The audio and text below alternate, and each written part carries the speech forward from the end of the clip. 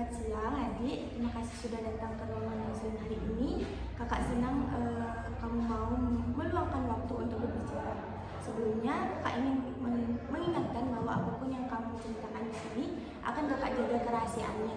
Tujuan kita di sini supaya kamu bisa merasa lebih nyaman dan kita bersama-sama mencari jalan keluar. Nah adik, kamu boleh cerita ke kakak apa yang selama ini kamu rasakan terkait kesulitan belajar yang kamu alami. Baik Kak, selamat pagi sebelumnya.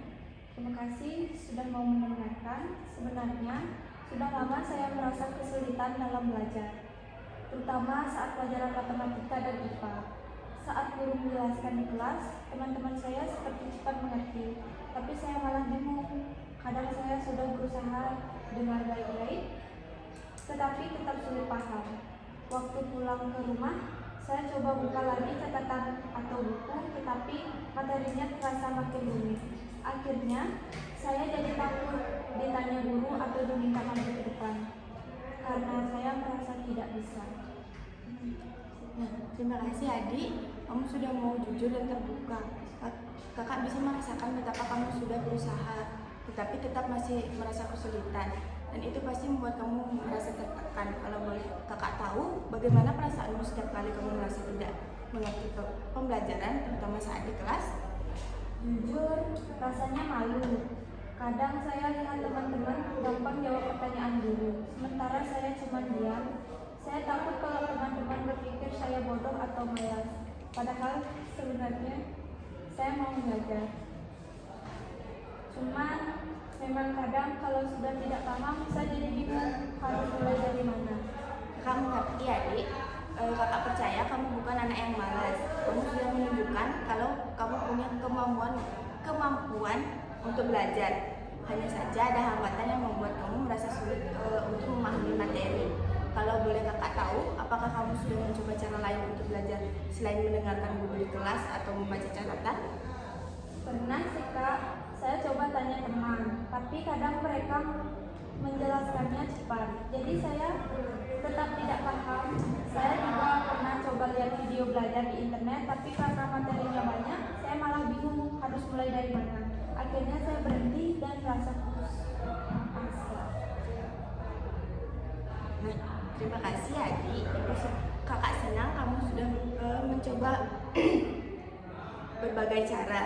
Kadang memang kita butuh menemukan cara belajar yang benar-benar sesuai dengan kita.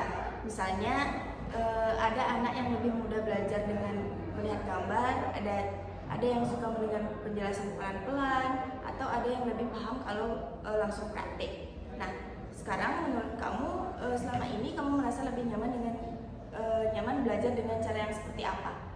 Saya rasa kalau dijelaskan pelan-pelan sambil ada contohnya, saya jadi lebih paham. Waktu guru les di rumah, dulu sempat ngajari seperti itu dan saya bisa ngerti. Tapi sekarang saya nggak les lagi, jadi bingung mau belajar dari siapa. Nah, itu masukan yang sangat baik. Artinya kamu sudah mulai mengenali cara belajar yang cocok untukmu. Nah, kakak senang mendengarnya. Sekarang kalau kita bersama-sama menyusun rencana supaya kamu bisa belajar dengan lebih terarah, misalnya kamu bisa membuat daftar materi yang menurut kamu sulit, lalu kita cari cara supaya materi itu dipelajari pelan-pelan dengan contoh. Kakak juga bisa bantu kamu diskusi dengan gurumu agar beliau tahu kamu butuh penjelasan lebih perlahan. Bagaimana menurutmu? Wah, kalau seperti itu saya mau coba lah. Soalnya selama ini saya belajar sendiri dan bingung mau mulai dari mana. Kalau ada yang bantu arahkan, mungkin saya jadi lebih semangat. Bagus sekali adik, kakak senang kamu mau mencoba. Ingat ya, tidak ada yang salah dengan merasa kesulitan. Yang terpenting kamu mau berusaha. Nanti kakak akan bantu susun langkah-langkahnya. Dan kita bisa bertemu lagi minggu depan untuk melihat bagaimana perkembangannya. Kakak juga akan bantu komunikasikan dengan guru kelas supaya kamu bisa mendapat perhatian lebih di bagian-bagian yang sulit kamu pahami. Kamu hebat karena sudah mau mengambil langkah pertama ini. Terima kasih Kak, saya jadi merasa lega sudah cerita. Saya akan coba jalani saran dari Kakak.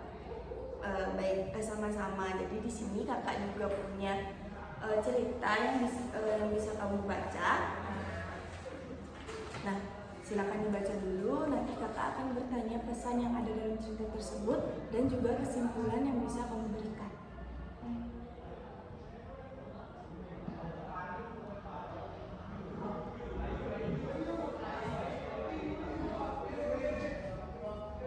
Sudah? Baik, apa pesan yang terdapat pada cerita tersebut? Pesan moral yang harus dapat dari cerita tersebut, kesuksesan tidak selalu datang dari langkah besar yang spektakuler, tetapi dari kebiasaan kecil yang dilakukan secara konsisten. Meskipun terlihat sederhana, usaha kecil yang dilakukan setiap hari bisa membawa perubahan luar biasa dalam jangka panjang. Nah, kalau kesimpulannya? Kesimpulan dari cerita yang harus dibaca, cerita Lina menggambarkan bahwa siapapun bisa berkembang dan meraih pencapaian jika memiliki kemauan dan ketakutan. Dengan belajar rutin, walaupun hanya 30 menit sehari, Lina menunjukkan bahwa konsistensi lebih penting daripada intensitas sesaat. Pada akhirnya, keberhasilan sejati bukan soal menjadi yang terbaik, tapi soal menjadi lebih baik dari diri sendiri. Nah, bagus ya. Kamu sudah bisa menyampaikan pesan moral dan juga kesimpulan dari cerita yang kakak berikan. Nah, di sini kakak ingin bertanya sekali lagi pada kamu, apakah kamu masih memiliki permasalahan yang lain? Nah, jika tidak, di sini kamu bisa menghubungi kakak untuk tindakan yang lebih